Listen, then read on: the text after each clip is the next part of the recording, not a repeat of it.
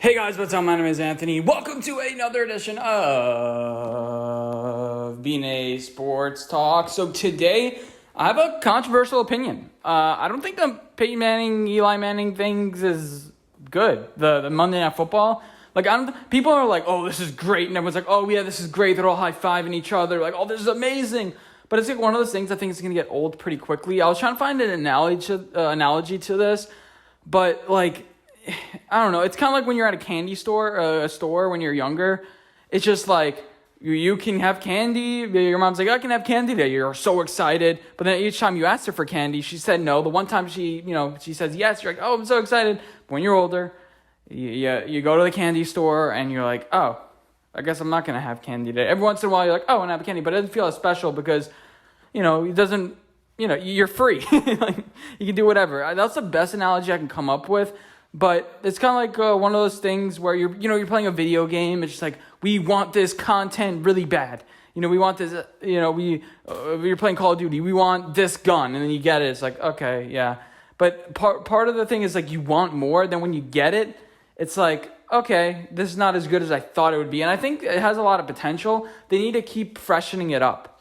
Like First Take. Stephen A. Smith mentioned, him and Max Kellerman, they were doing the same thing each day for 5 years. Now, every once in a while, one of them was sick. If they're in COVID, there was, some certain different things. There's different aspects. You have new segments. There's only so much you can change up on it. But,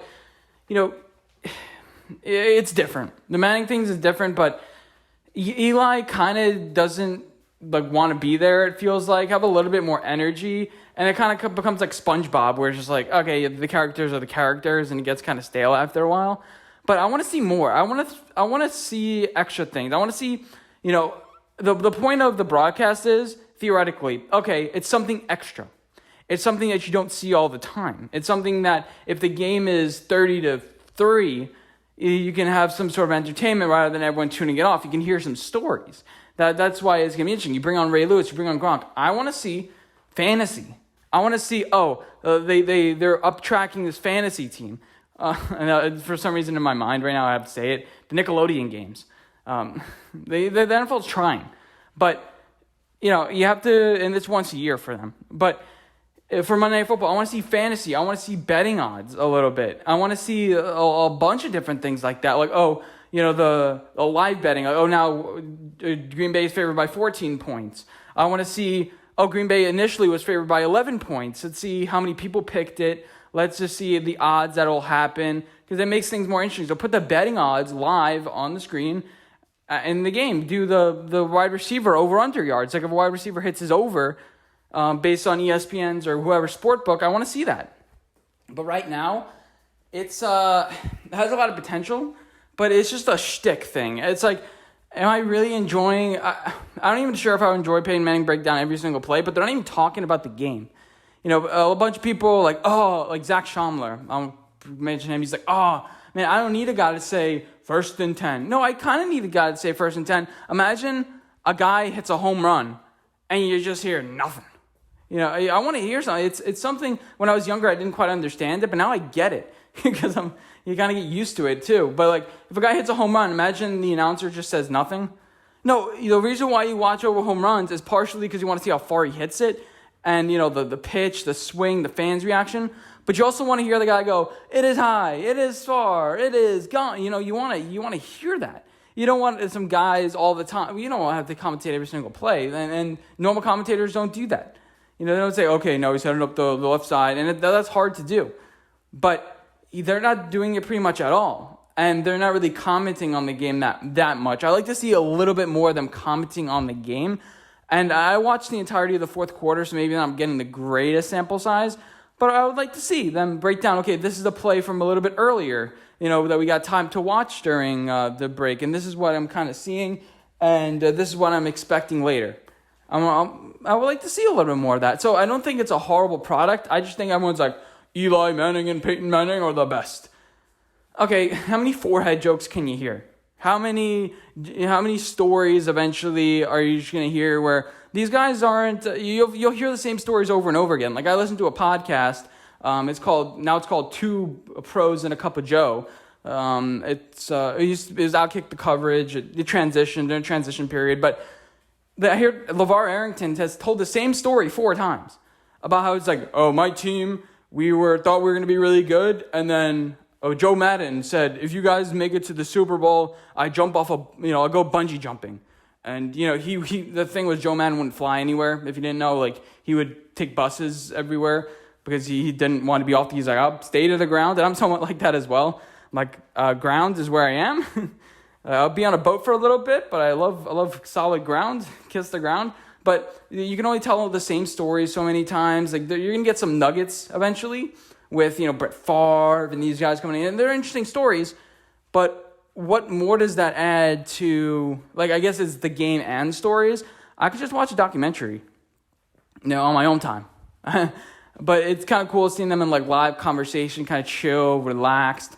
I would just like to see a little bit more, a little more commentary. Maybe it's not for me, but who are they trying to get? Where are they trying to expand to? Like, it's not for, like, my sister. Like, my sister, she casually watched. She asked me, like, oh, where can I watch the game? I give her, like, the link to, like, the online place. You're not really supposed to watch the games. But, she's like, oh, she's a Giants fan. She probably watches every week. She wouldn't watch that. Are you kidding me? She doesn't care. It's for guys like me, maybe, like on Fringe, and guys like my buddies who watch football. But how big of an audience is that? How big, like, if you want to expand to multiple things, I'm not saying do everything at once. I'm not saying do the fantasy and do the betting and do everything at once.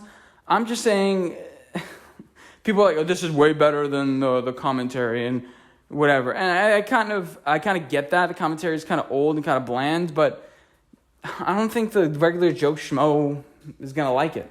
You can ask your mom or their, somebody that you don't know, sister, cousin, brother, neighbor, dog, whoever, to watch it. I don't think they'll find it that entertaining. They'll find it a little bit, but like they want to know what's going on in the game because not everybody understands what's going on in the game. And sometimes you want the guy to commentate because, like, if my team gets a first down, I want the announcer to say, and it's a first down. Like, that's cool. Because you get something to cheer to. You want to hear the confirmation of it. It's kind of like, I don't know, you're trying to talk to somebody and they're just not listening to you. They're just blank. It's a human thing. You want somebody to confirm what you just saw. And you want them to react. You want to have that same combination. Like if I'm watching alone, I'm watching by myself, I want the guy to say, and that's a beautiful catch. Because then if you're a team catch, you feel happy. It's like, yeah, it was a nice catch. That's partially why we have Twitter as well. We have the Twitter to be like, you right when a good play happens, everyone's on Twitter to like, oh, like, and that sort of thing.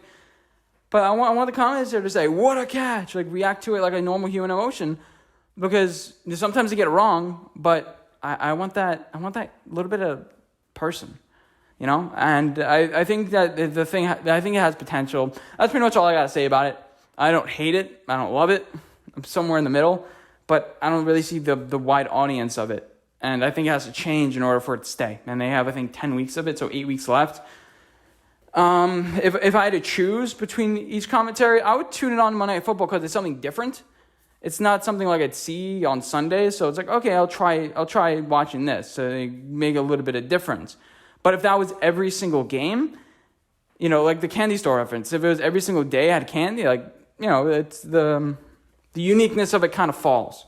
And I'm curious to see when we get to week 9, it's just like, oh, we get it, Peyton, like he has a big forehead. We get it, Eli, your son plays football, or, the thing is we were so restricted from these guys for so long, and now we're finally getting it.